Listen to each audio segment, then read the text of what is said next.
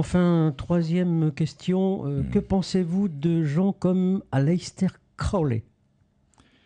Alors, Alistair Crowley, si tu veux, bon, Merci pour les questions, hein. ouais, j'essaie de répondre, hein, Oui, je oui. ne suis pas Dieu, comme dit l'autre. Hein. Hum. Bien. Quoique. Oui, mais pas ce qu'on entend d'habitude.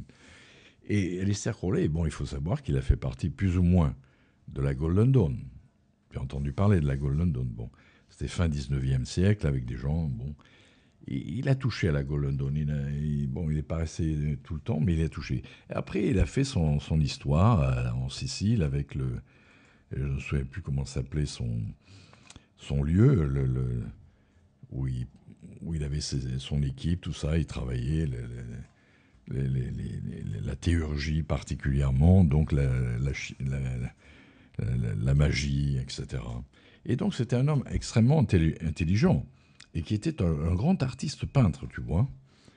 Il a fait des peintures assez éblouissantes. Alors après qu'il ait disjoncté, qu'il se soit laissé aller dans cette espèce de magie, et donc, évidemment, après à la fin, il est devenu un peu décadent, on va dire.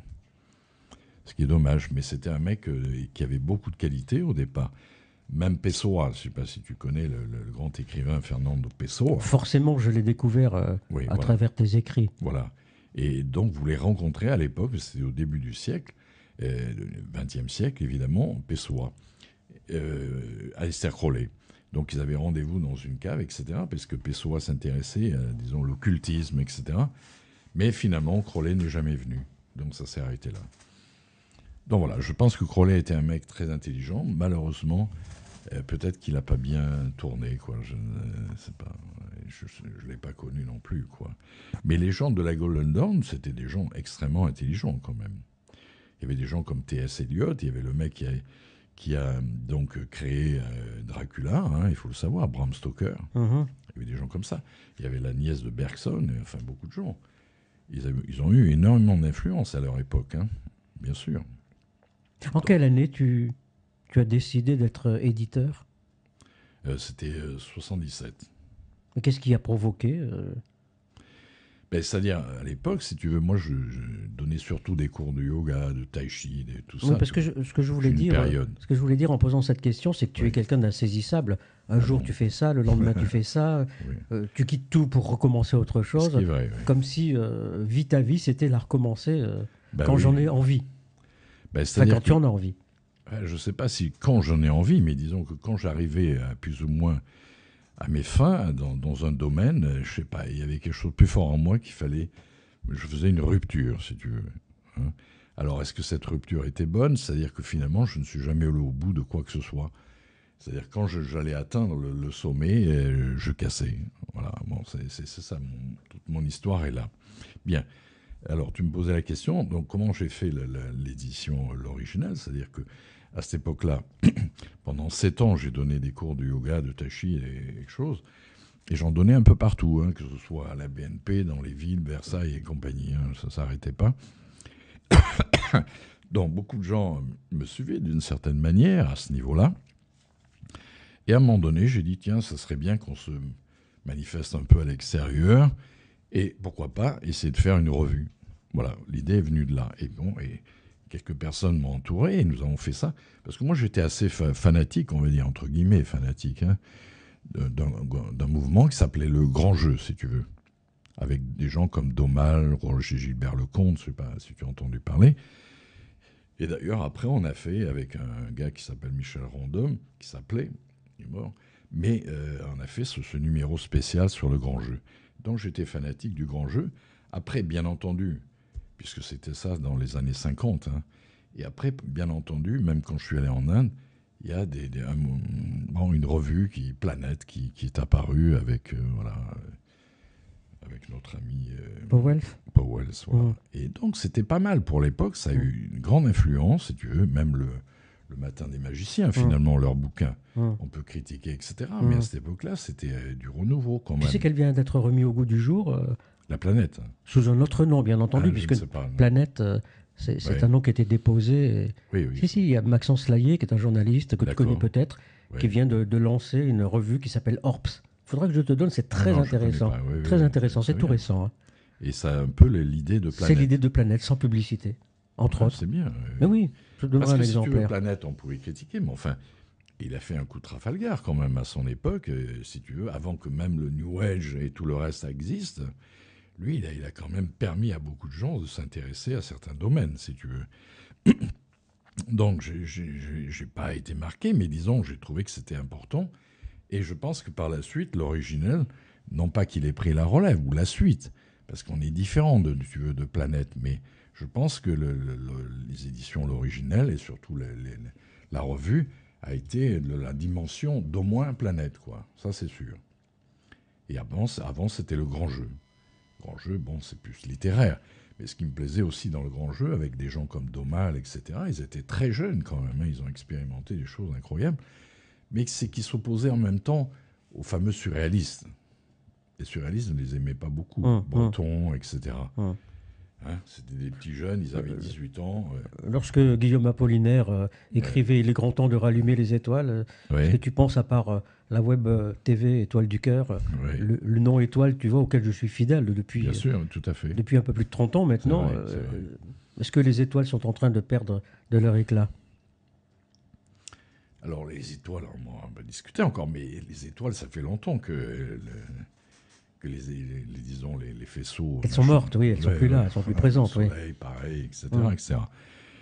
Mais quand on regarde, par exemple, avec cet observateur qui se trouve observatoire plutôt, qui se trouve au Chili, tu sais, extraordinaire, et que tu vois les galaxies, là, putain, tu te dis, mais c'est magnifique, quoi. Toutes ces étoiles, tout ça, ces galaxies, c'est magnifique. On est où, nous, hein? Franchement, c'est c'est miraculeux quand tu regardes ça. Tu penses que nous sommes seuls ou que, puisque tu parles de galaxies, que quelque part dans Galaxies, notre... je ne vais pas parler d'individus, je parle de galaxies. Hum. Maintenant, nous sommes seuls, enfin, C'est vachement présomptueux de le penser, oui voilà, ou c'est non, un ouais. voilà, un peu Ouais. présomptueux. Tu penses que quelque part, il y a un autre Charles Anthony? Ah, non, non, non. Je pense que nous sommes, en tant qu'individus, seuls, uniques au monde, ça c'est clair. Mais que les humains ou des choses comme ça, ou des êtres vivants, ou des... Enfin, qui peut-être ne ressemblent pas du tout, existent, oui, à mon avis, il y a des chances. Ouais. On n'est pas seul dans cet univers. L'univers est grand. Après, bon, on peut rentrer aussi dans des systèmes d'univers parallèles, bien entendu. Ça, c'est encore un autre domaine. Tu vois? Il y a un autre livre de toi qui m'a... Enfin, il y en a beaucoup, hein. Tu en as quand même écrit combien maintenant? 15. Une 15? Oui, j'allais dire 20. Non, mais... Il y avait, mais c'est pour ça... Mais ça va tu vas y arriver, Oui, oui, oui, à 20. bien sûr. Il y avait ce livre, juste un passage musical.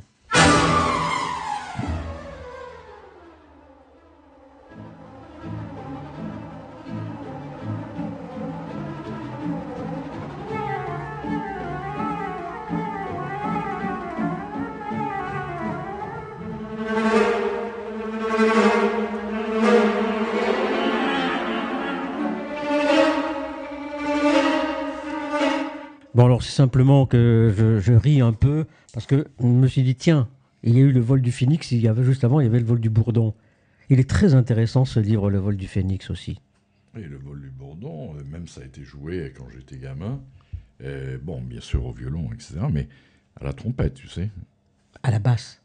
Ah, c'est possible. J'ai trouvé un enregistrement d'un jeune Ouais. Canadien qui le joue à la basse. Il s'appelait comment le trompettiste plus ou moins? Maurice André. Non, non, Maurice André, oui, mais là c'était un jazzman. James Harry ou Harry James. Harry James, je crois. Un trompettiste fabuleux, il jouait le vol du Bourdon. Bon, enfin bref. Il y a même Louis Courchia qui l'a joué à l'accordéon. Ah oui, oui, Oui, oui. C'est un classique, hein, Ouais, ouais. bien sûr. Oui, ce vol du Phénix. Oui, alors dis-moi, le vol du Phénix, oui, c'est qui renaît de ses cendres, enfin, etc., etc. Et si tu veux, bon, il y a une comptine comme ça, tu vois, l'oiseau phénix, c'est un étrange oiseau. Il parle en son langage, mais c'est l'oiseau qui parle, et le phénix écoute.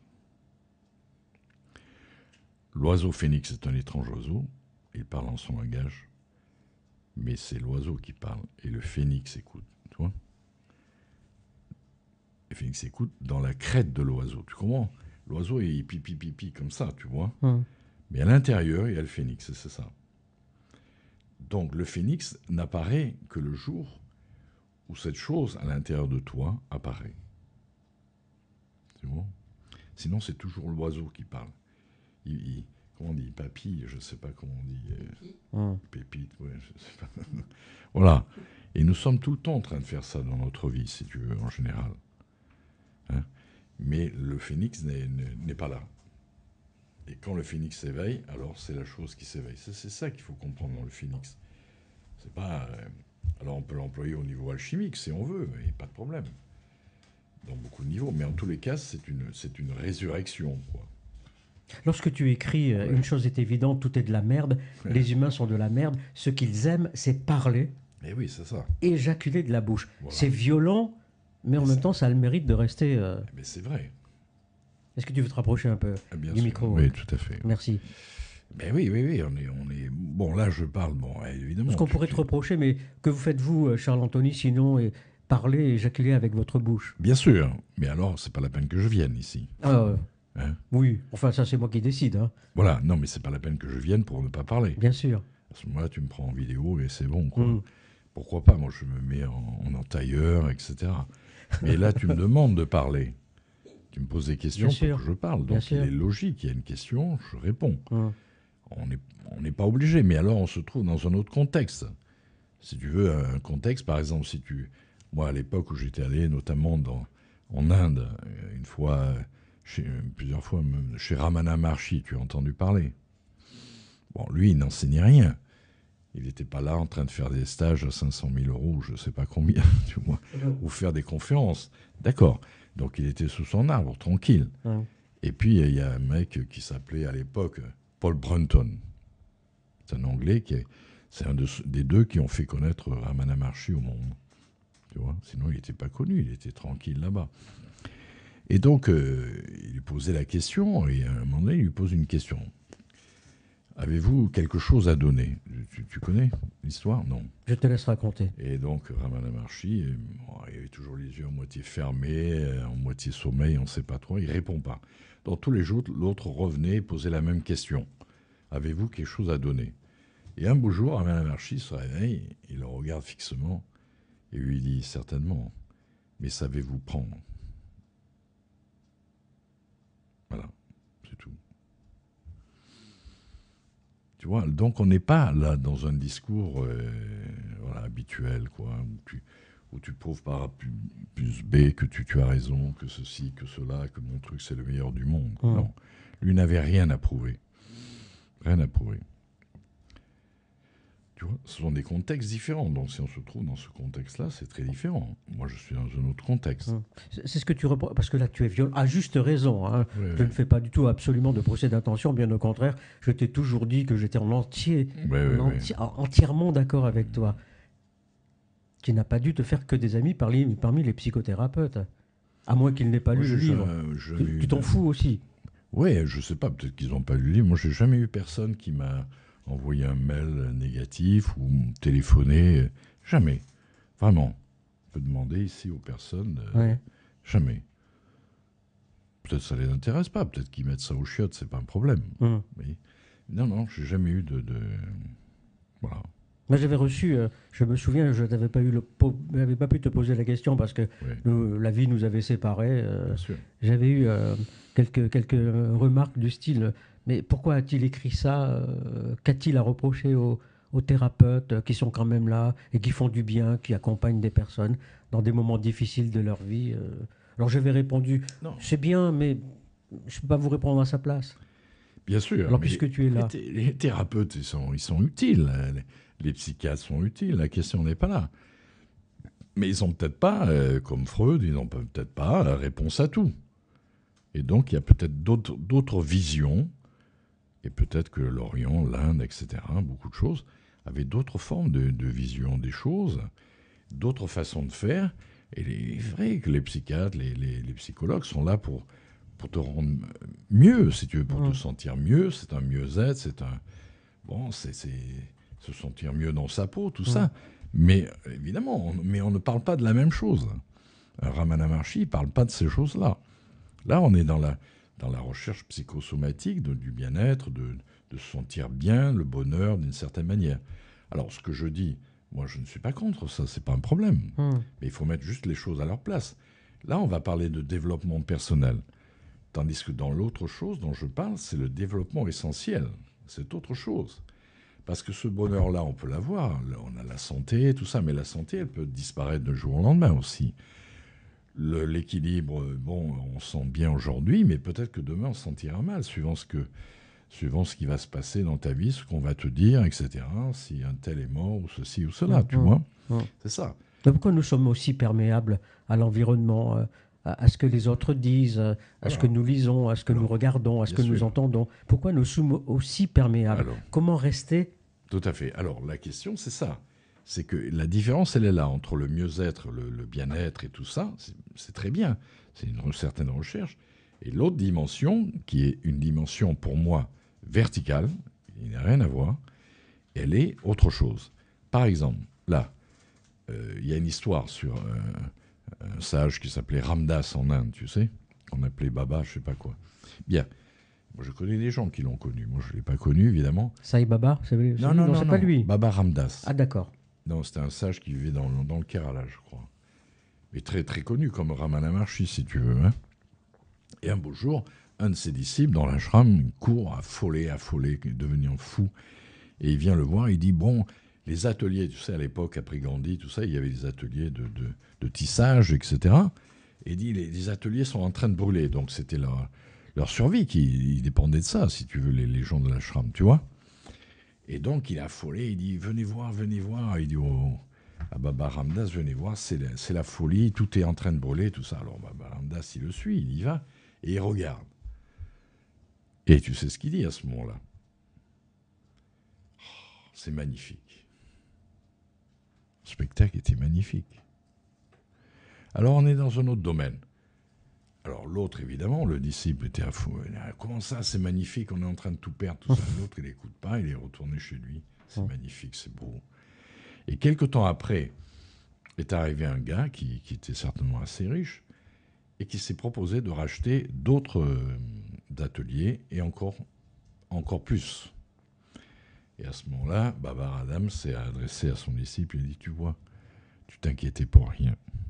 Là, on est dans un autre domaine. Qui est difficile à piger pour nous, oui, justement, qui vivons dans cette horizontalité, si tu veux. Hein. Et toi, tu parles de verticalité. Bien sûr. Bien sûr. Mais en même temps, cet engouement pour l'Orient, pour l'Inde, pour ci, pour ça, comment nous, qui avons une éducation, non, c'est-à-dire que là, des racines qui ne sont pas celles de ces gens-là. Mais en ce qui me concerne, moi, je suis allé beaucoup de fois en Inde, et puis je suis allé en Chine, enfin beaucoup d'endroits. Mais en même temps, après, tout ce parcours, si tu veux, j'ai fait mon parcours d'occidental. Il faut être très clair. C'est-à-dire, je suis rentré dans certains ordres, j'ai pratiqué certains courants occidentaux, tout ça. Et on s'aperçoit qu'aussi, il y a des choses. Mais grâce, disons, à l'Orient, j'ai pu revoir les choses, si tu veux. Alors qu'au départ, j'étais dans le refus, tu vois. Quand je suis parti la première fois en Inde, etc., alors que je faisais du théâtre, etc., je sentis autour de moi que mensonge, si tu veux. Je sentais qu'on me mentait, que la vie n'était pas comme on me l'a montré. Et c'est pour ça que je suis parti. Ce qui fut une incompréhension pour beaucoup de monde. Pensant que c'était mieux ailleurs. Ben, pas ailleurs, mais là où je voulais trouver ces sages, si tu veux. Voilà. Et parce que là, j'ai l'impression qu'on me mentait. On me montrait un monde qui ne m'intéressait pas, quoi. On me mentait vraiment. Et tu les as rencontrés? Bien sûr. Oui. Évidemment. J'ai rencontré des gens fabuleux. Et donc, ma vision, petit à petit, avec le temps, je ne dis pas que ça s'est fait comme ça, hein, mais a changé. Tu comprends? Et je vois le monde différemment. Mais je suis quand même là, je suis impliqué dans. Et comment est-il le monde, Charles Anthony? Alors le monde, le démon, comme tu disais tout à l'heure. Le monde horizontal, tu veux dire. Oui. C'est la bagarre. C'est la bagarre. Tu vois bien tous les guerres qui se passent, les prises de pouvoir. Prises de pouvoir, ça tue partout. On est entre nous, on est monstrueux, quoi. C'est clair. On parle de paix, mais à la fin, ça finit par sentir très mauvais parce que les foyers de guerre sont toujours là. Alors maintenant, est-ce que ces foyers de guerre, moi je ne sais pas, je ne suis pas je suis pas au sommet des choses, si tu veux. Elles sont voulues, pas voulues, quels sont les intérêts, patati patata, économiques. Forcément. Voilà. Charles-Anthony, je veux pas rentrer là-dedans. Tu sais très bien, comme moi, on en avait parlé dans ton antre, comme je l'appelle, de toutes ces sociétés dites secrètes, je dirais discrètes, qui existent, elles sont bien là, on en parle, mais ça reste un fantasme. Oui, il y a le fantasme, et puis il y a aussi des groupements qui existent aussi, quand même, qui sont réels. Mais là, je ne suis pas forcément là-dedans, et je ne suis pas forcément connaisseur. Mais ce que je vois, moi, ce qui m'intéresse de voir, c'est, de façon lucide, c'est qu'il n'y a rien qui va très bien, quoi. Après, maintenant, c'est encore pire qu'à l'époque où on s'était rencontrés, parce que maintenant, on est dans la crise, qui ne va pas s'arrêter de sitôt, et qui va passer par une mutation terrible, quelque part, certainement. Tu fais allusion au livre coécrit avec moi, oui. Jean-Pierre Crespin et avec toi. Mais entre autres. Entre autres, oui. Et il était en avance quelque part à l'époque par rapport à ce qui va se passer. Oui, que je recommande, là, parce que ce livre a besoin aussi, non pas d'être promotionné, mais que vous... Ah bon, alors je vais le promotionner. C'est comme ça qu'on dit, on fait de la pub, on fait de la réclame. Moi, je préfère le mot réclame. Mais maintenant, les mecs, le gars qui a écrit Homo economicus, par exemple, c'est un économiste. Et maintenant, ils arrivent à dire... Ah, c'est pas seulement une crise, c'est une mutation. C'est ce que vous écriviez avec Jean-Pierre bien sûr. Dans la collection Métaphilosophie, Crise et Mutation. C'est un livre paru en 2000. De façon générale, même dans les médias, on commence à parler de... En 2010, oui. Et maintenant, on commence à parler... Mais Jean-Pierre en parlait dans les années 2005-2006 déjà. C'est marrant, d'ailleurs, beaucoup se targuent et se vantent d'en avoir parlé et...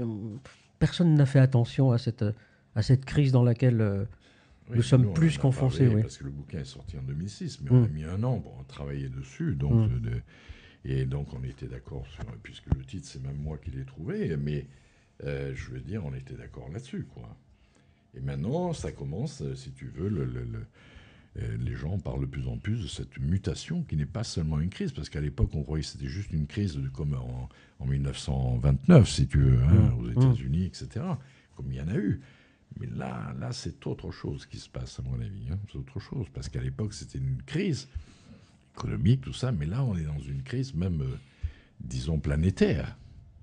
Il suffit de regarder les tsunamis, les ceci et les cela. Enfin, tu vois, je ne vais pas rentrer là-dedans. Je ne suis pas un écologiste, voilà. Tu vois, donc les choses, et tu penses, toi, tiens, ce serait bien que Jean-Pierre vienne un de ces prochains jours, Jean-Pierre Crespin. Mais là, normalement, on devrait préparer un bouquin qui s'appelle La Grande Déconnexion. Ah, ouais. Intéressant. Bon, c'est pas encore, on n'a pas encore travaillé dessus, mais c'est l'idée. Donc, on doit se voir très prochainement. Alors, ce qu'on va faire, c'est qu'on va s'interviewer. Enfin, pas s'interviewer, mais quelqu'un nous dialoguer, voilà, c'est ça, ouais. Et on va dialoguer entre nous, plutôt que de faire comme on avait fait précédemment. Et la grande déconnexion, c'est vrai que la grande déconnexion, on regarde les vidéos, les télés, les machins, les ordinateurs, le iPhone, etc. quoi. On est complètement pris de tous les côtés, quoi. Oui, mais en même temps, tu découvres avec moi un nouveau système de partage, d'émissions qui ne se fait que sur le net. Je veux dire, les nouvelles technologies ont aussi du bien. Internet, c'est génial. Fabuleux, on est d'accord. Mais bien sûr, mais moi je l'ai vu même avant même qu'il n'apparaisse véritablement. J'ai dit, mais ça sera génial quand ce sera là. Après, et le tout, c'est comme toute chose, l'avion c'est génial, etc. Il faut savoir s'en servir. Mais les jeunes sont beaucoup pris par ça, et donc ils finissent par ne plus exister d'une certaine manière. Ça, la grande déconnexion. Tu comprends ? C'est ça le danger. Moi, j'ai un fils de 28 ans, donc je sais très bien de quoi je parle. Voilà. Oui, on y trouve le pire, on y trouve le meilleur. Tu peux être absorbé, comme dans tout. Ah oui, c'est ça. Le problème, il est là. Oui, mais... Nous, on est la vieille école. En tant qu'éditeur et qu'écrivain, je veux dire, tu es complètement bouffé aussi par ton activité. Bien sûr. Mais moi, cette web télé, elle m'absorbe totalement, bien sûr aussi. Sûr. Mais il faut. Parce que nous voulons avoir des résultats, même si... Tu ne peux nager qu'en sautant dans l'eau, c'est évident. Mais en même temps... Après, et en suivant le courant, même s'il est violent. Oui, voilà. Mais après, tu ne sautes plus peut-être de la même manière. Tu n'es plus la même personne qui saute. Tu es un plongeur comme un autre plongeur, mais peut-être tu n'es pas à l'intérieur un même plongeur. Tu vois l'idée ? Pour danser, il faut danser. Si tu ne danses pas, il n'y a pas de danse. Cette crise, J'ai envie quand même qu'on en parle un peu, enfin que tu en parles un peu plus. On n'a pas vu le pire. Non, non, je ne crois pas. Nous sommes d'accord. Oui. Mais qu'est-ce que le pire ? Je ne souhaite pire? pas le pire, évidemment. Mais à mon avis, c'est une évidence. C'est peut-être souhaitable aussi, peut-être. Je dis bien comme peut-être. Je dis parfois, le mieux, c'est que ça aille très vite, parce que comme ça, au moins, voilà, on saura où on en est. Voilà, plutôt que d'attendre, la patience. Parce qu'il y a quand même beaucoup de souffrance, hein, Charles-Antoine. Beaucoup de souffrance. Partout. Oh. Avant, c'était en Inde, la souffrance, Calcutta, tout ça, la cité de la joie. Bon, et maintenant, c'est plus que là. C'est plus ailleurs aussi. Bien sûr. Il y a des gens qui s'enrichissent. Je ne dis pas le contraire. En Inde, il y a beaucoup de gens qui s'enrichissent. Mais en même temps, il y a partout dans le monde des gens pauvres, quoi, hein, de plus en plus. Il suffit de regarder en France, quoi. Bien sûr. La France, qui est ton pays, même si tes origines viennent de la Corse. Mais bien sûr. C'est aussi la France, la Corse, bien avec sûr. Quand même une entité, une façon d'être, une façon de vivre totalement différente, oui ou non? J'étais très, très marqué par la culture de française, enfin, je veux dire la langue française et de la tradition. Enfin, on est admiratif des Rabelais, des Balzac, etc. C'était magnifique. C'est une des plus grandes... la langue française est une des plus merveilleuses, des plus fines, tu vois. Mais après, les gens par la suite qui viennent, ils peuvent détruire aussi, tu vois. Ils la défendent plus, la langue. Elle est plus tellement défendue. Tu vois.